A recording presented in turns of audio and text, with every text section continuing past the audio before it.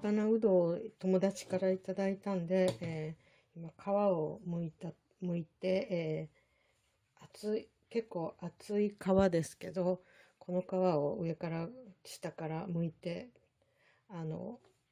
半分に折ったところです。で、これもうどの先の方についてる葉っぱですけど、うどは捨てるとこがないって言われるくらいで、全部食べれます。で、ここのちょっとついてる皮のあたりをこういう感じで、手で剥いたりからピーラーで剥いたり、こういう感じでちょっと刃を立てて皮をこういう感じで剥きます。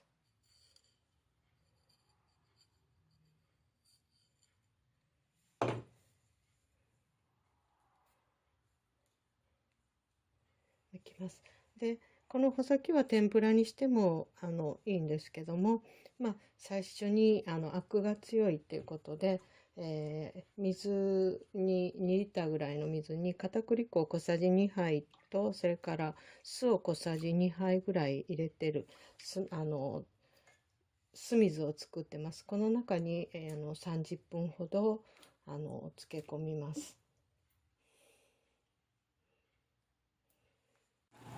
鍋に湯を沸騰させてます。で、30分ほどつけました。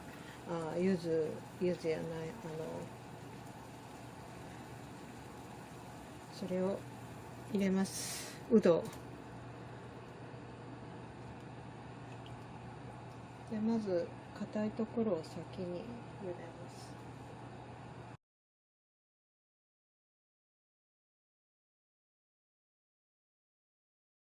1、2分茹でたところで、後の葉物とか途中から出てる枝部分をですね、ちょっとさっと茹でます。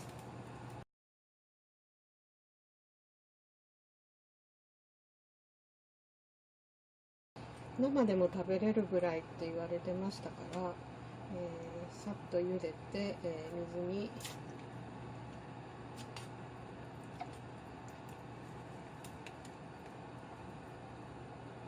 水に放ちます。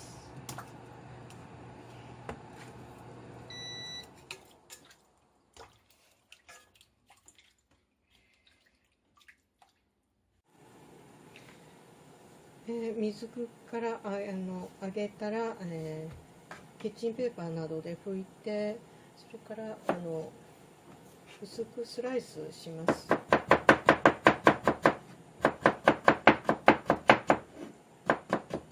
縦でも斜めでも手早く切って、茎の方も葉っぱの方も全部食べやすいように、切ります。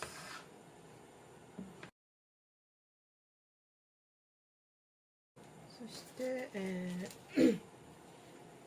これに、昨年作った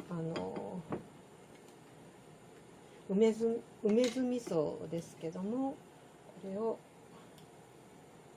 あえていただきます。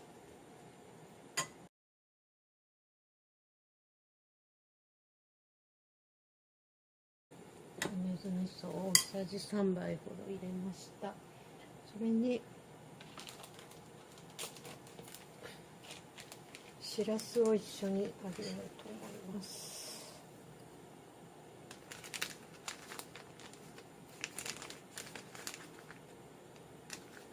冷凍のしらすです。